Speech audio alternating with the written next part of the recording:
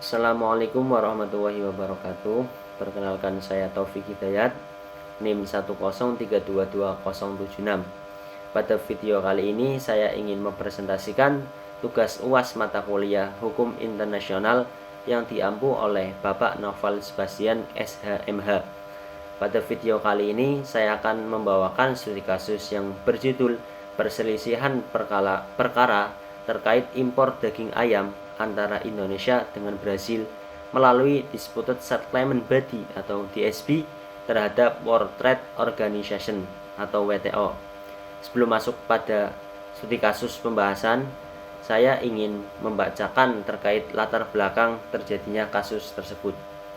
Setiap negara memiliki karakteristik yang berbeda, baik dari sumber daya alam maupun sumber daya manusia, sehingga menyebabkan perbedaan produk yang dihasilkan baik dari segi kualitas, kuantitas, maupun biaya yang diperlukan selama proses produksi. Maka dari itu, untuk memenuhi kebutuhan tiap-tiap negara di dunia, sangat dibutuhkan adanya suatu pelaksanaan hubungan transaksi internasional, baik transaksi barang maupun transaksi jasa, melalui perdagangan internasional.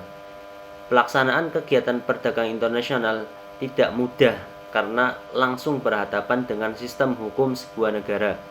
Perbedaan sistem hukum masing-masing negara menuntut adanya unifikasi dan harmonisasi hukum yang menyebabkan lahirnya aturan-aturan atau hukum di dalam perdagangan internasional. Pada bulan Oktober tahun 1947, lahirnya General Agreement of Tariff and Trade atau selanjutnya yang biasa kita dengar GATT, yang bertujuan untuk menjamin kepastian aturan-aturan hukum dalam perdagangan internasional bagi masyarakat bisnis internasional, serta menciptakan liberalisasi perdagangan yang berkelanjutan. GATT berfungsi sebagai forum negosiasi, forum penyelesaian sengketa, dan sebagai peraturan perdagangan internasional di bidang barang. Sejak berlakunya GATT telah mensponsori berbagai perundingan yang dikenal dengan istilah round atau putaran sebelum terbentuknya WTO. International Trade Organization atau ITO terlebih dahulu didirikan namun gagal dilaksanakan karena tidak ada negara yang memiliki anggota yang mendelegasikannya yang mau meratifikasi piagam tersebut, sehingga tidak dapat memiliki kekuatan mengikat. Pada putaran Uruguay tahun 1986 sampai 1994 menjadi cikal bakal pembentukan World Trade Organization yang selanjutnya disebut WTO, dengan para anggota sepakat untuk meratifikasi Agreement of Establishing the World Trade Organization atau WTO, merupakan amandemen dari GATT sebagai legal framework yang digunakan oleh WTO sebagai instrumen untuk melancarkan jalannya perdagangan internasional bagi negara-negara anggota WTO. Indonesia merupakan anggota negara WTO yang menjalankan bisnis internasional baik dari barang, jasa, maupun food dan lain-lain. Indonesia meratifikasi Undang-Undang Nomor 7 Tahun 1994 tentang pengesahan Agreement of Establishing the Organization atau WTO, persetujuan pembentukan organisasi perdagangan dunia, di mana Indonesia membuat dan harus mematuhi seluruh hasil kesepakatan yang telah ditetapkan pada saat kesepakatan itu berlangsung. Tujuannya adalah sebagai harmonisasi peraturan perundang-undangan nasional dengan ketentuan-ketentuan yang telah menjadi kesepakatan di WTO dalam pelaksanaan kegiatan perdagangan internasional yang ada di Indonesia. Salah satu kebijakan Indonesia telah menyebabkan adanya sengketa dengan negara lain, yaitu mengenai kebijakan proteksi sektor unggas dengan menghentikan impor daging ayam dari Brasil. Pihak Brasil yang menyatakan akses pasarannya ditutup masuk ke Indonesia selama 7 tahun sejak 2009. Hal ini menyebabkan Brasil mengalami kerugian yang sangat besar karena tidak dapat melaksanakan ekspor daging ayam ke Indonesia. Dari kebijakan impor daging ayam di Indonesia tersebut, Brasil menuntut bahwa Indonesia telah melakukan proteksi perdagangan, di mana hal ini melanggar berbagai aturan WTO, termasuk Agreement on Century of Pisotony Method, Agreement on Tenor Barriers the Trend, Agreement on Argution on Import. Kemudian pada saat itu dituntutlah Indonesia dengan berbagai masalah tersebut. Lanjut terkait pembahasan. Yang pertama mengenai penyebab adanya sengketa impor daging ayam antara negara Indonesia dengan negara Brasil. Indonesia tidak berupaya untuk melarang atau membatasi impor daging ayam atau produk ayam dari negara manapun, termasuk Brasil. Indonesia hanya memastikan bahwa daging ayam dan produk ayam sehat dan halal. Upaya Indonesia untuk memastikan kesehatan dan keamanan produk lebih lanjut telah mengakibatkan penghentian beberapa langkah yang ditentang oleh Brasil dalam proses ini. Berikut adalah langkah-langkah Indonesia menghentikan impor daging ayam Brasil masuk ke Indonesia. Yang pertama, larangan umum pada impor daging ayam dan produk ayam. Yang kedua, larangan impor potongan daging ayam dan daging ayam yang disiapkan atau diawetkan lainnya. Yang ketiga, batasan penggunaan produk impor. Yang keempat, ada prosedur perizinan impor ketat Indonesia. Yang kelima, penundaan yang tidak semestinya sehubungan dengan persetujuan persyaratan sanitasi. Terus yang keenam, batasan pada transportasi produk impor. Dan yang terakhir, penetapan atau penerapan diskriminasi persyaratan pelabelan halal dan langkah-langkah menghentikan tersebut telah melanggar ketentuan WTO dengan klaim-klaim hukum sebagai berikut. Yang pertama, Indonesia dituntut sebagai klaim yang terkait dengan tindakan pembatasan yang menciptakan pembatasan perdagangan. Indonesia memberlakukan larangan umum terhadap produk Brasil yang melanggar pasal 9 ayat 1 GATT 1994 dan pasal 42 Agreement on Archilles yang selanjutnya disebut AOA. Prosedur perizinan impor Indonesia juga merupakan bagian dari rezim lisensi non otomatis yang menerapkan dan administrasinya menyebabkan efek pembatasan perdagangan pada impor yang melanggar pada pasal 3.2. Terus yang kedua terkait klaim yang terkait dengan perlakuan diskriminasi. Perlakuan yang berbeda terhadap produksi impor.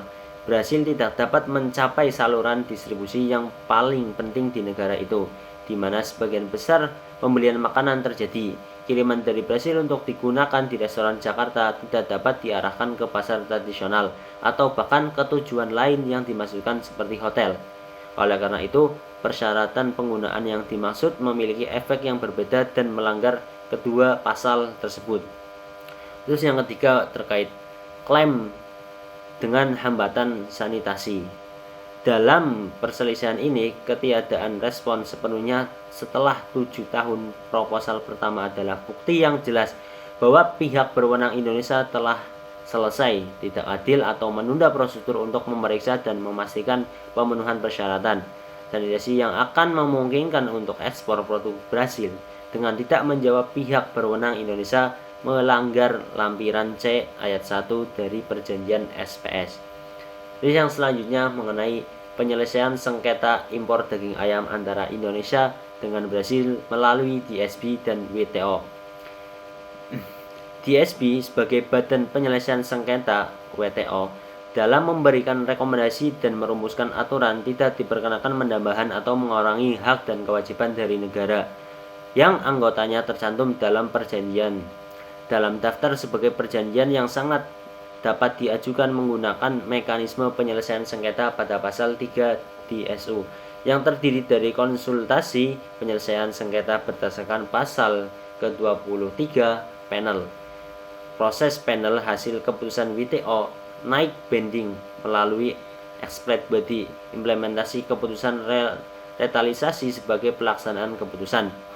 Keputusan akhir untuk sengketa impor daging ayam yakni sebagaimana yang telah dirilis Kementerian Pertanian Republik Indonesia, terdapat 3 ketentuan yang mana memenangkan Brasil dianggap gagal membuktikan ketentuan tersebut bertentangan dengan perjanjian WTO, yaitu diskriminasi persyaratan pelabelan halal, persyaratan pengangkutan langsung, dan pelarangan umum terhadap impor daging ayam dan produk ayam.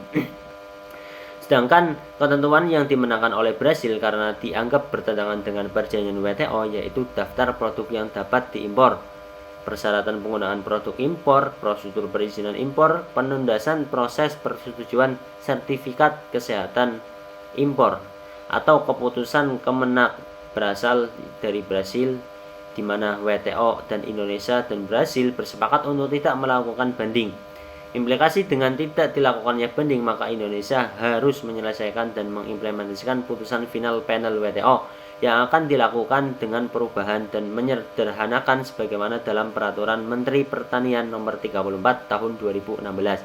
Dengan demikian, dalam negosiasi tersebut Brasil menerima tawaran Indonesia untuk tidak mengimpor daging ayam ke Indonesia karena Indonesia dalam kondisi kelebihan produk dan mengambil kesepakatan untuk mengekspor daging sapi ke Indonesia dan bisa mengekspor bahan-bahan atau barang-barang lain yang kekurangan yang ada di Indonesia. Sekian materi yang dapat saya sampaikan. Untuk yang terakhir, saya ingin membacakan kesimpulan dari studi kasus. Yang pertama, penyebab sengketa impor daging ayam antara Indonesia dan Brasil yaitu kebijakan Indonesia yang menghentikan pengimporan ayam Brasil sejak tahun 2009 yang menyebabkan Brasil mengalami kerugian. Brasil menuntut bahwa Indonesia telah melakukan proteksi perdagangan di mana hal ini melanggar perjanjian atau peraturan WTO, termasuk Agreement on Century and Philosophy Mensus Agreement. Terus yang kedua, terkait penyelesaian sengketa impor daging ayam Brasil diselesaikan melalui mekanisme DSP WTO dengan aturan-aturan dari DSO dalam keputusan final lapor pada tanggal 7 Oktober 2017 dimenangkan oleh Brasil.